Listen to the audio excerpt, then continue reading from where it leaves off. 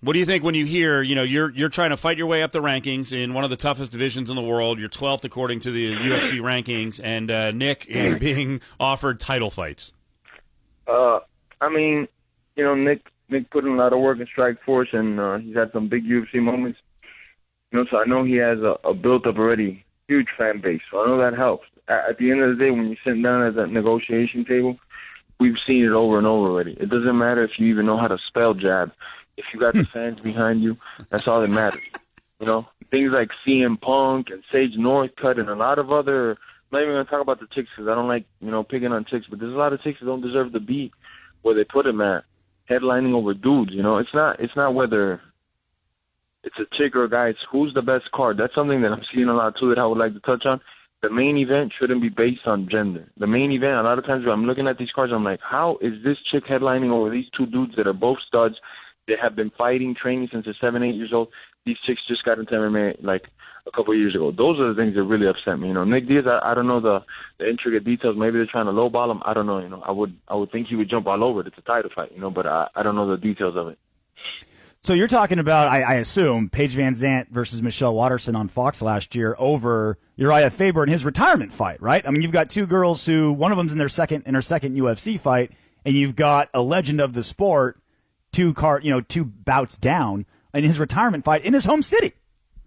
Two legends. You had Uriah and you had Brad Pickett, which is one of my favorite fighters, Brad, that I've been watching for the longest. So I get flabbergasted, like, what the fuck? That's crazy, bro. It shouldn't be about sex. It should be about what's the fight that you want to see the most. That should be the main event. Not if chicks is the fights that everybody wants to see. The Joanna versus somebody. Everybody wants to see the fight. Then make that the main event. But why would you make those two chicks over Uriah and stuff? That it comes right back down to where you started at the beginning with the talking of people getting title shots and stuff. It's a popularity contest. It's not really the skill.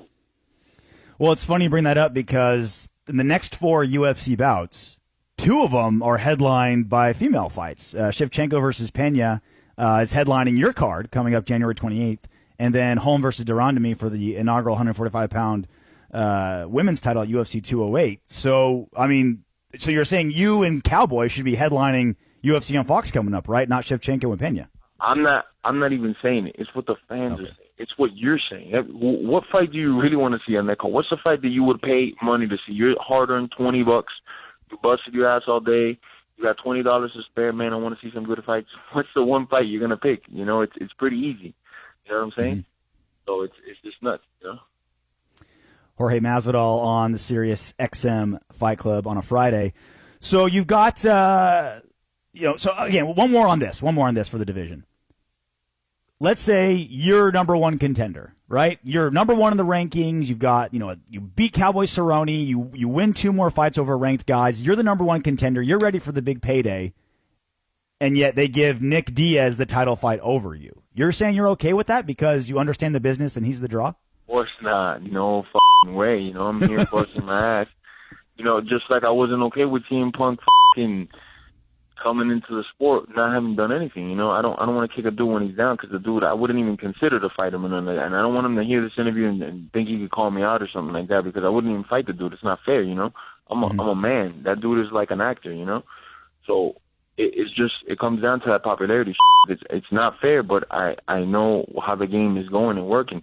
So when you see me with blonde highlights and contacts and some weird band boy tattoos, and you guys are gonna put it together like, oh, I get it. I get it, Game Bread. I'm not even mad at you. You're just doing what you got to do to feed the kids. So do you feel pressured that you've got to start doing that? You've got maybe if I just had a neck tattoo, I'd be getting these main events. Like, do you feel like that's now what you have to do to get your fair share in this game?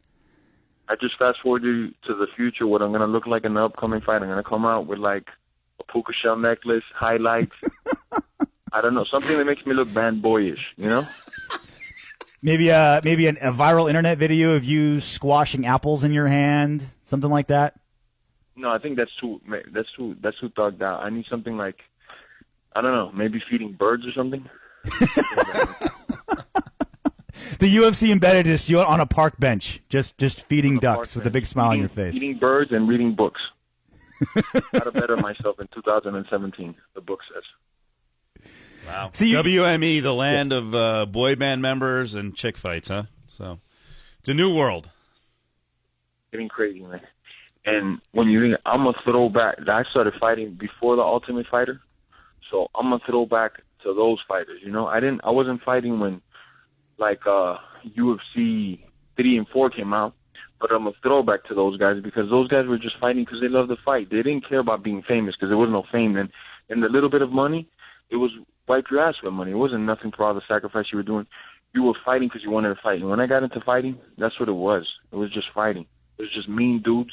They didn't give a fuck. They just wanted to fight. They didn't care to be on TV, get fucking hounded and do interviews or fight to be famous. I fight because I like to fight. That's why I have so many fights in such little time. And when you think about it, I'm not some new up-and-coming dude.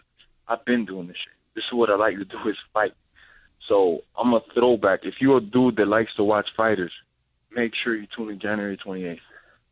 Yeah, you heard it. UFC on Fox 23. That's Jorge Masvidal. He's fighting Cowboy Cerrone. I'll be honest with you. I don't know that it matters, that you care, about some no-name radio guy. And what I was saying after Cowboy won his last fight, someone threw out your name, and I was like, there's no way Cerrone's going to fight Jorge just based on the rankings. I don't know if you take offense to that, but my point was Donald would only look up or around him in the rankings, and that's why I respect Donald Cerrone because, like you, he's like, you know what, I don't care about rankings. I just want to make money, and I want to fight. So what do you think of my thoughts? Like, hey, why is he fighting someone who's further down in the rankings? And then the point that, hey, Cerrone is a fighter. He's going to fight when he wants to fight and who he wants to fight. You could put it like that, but, I mean, he fought Matt Brown and to the 3-rounder, and I destroyed the guy that destroyed that guy. You know, so he knows, ranking or not, that I'm a bad motherfucker.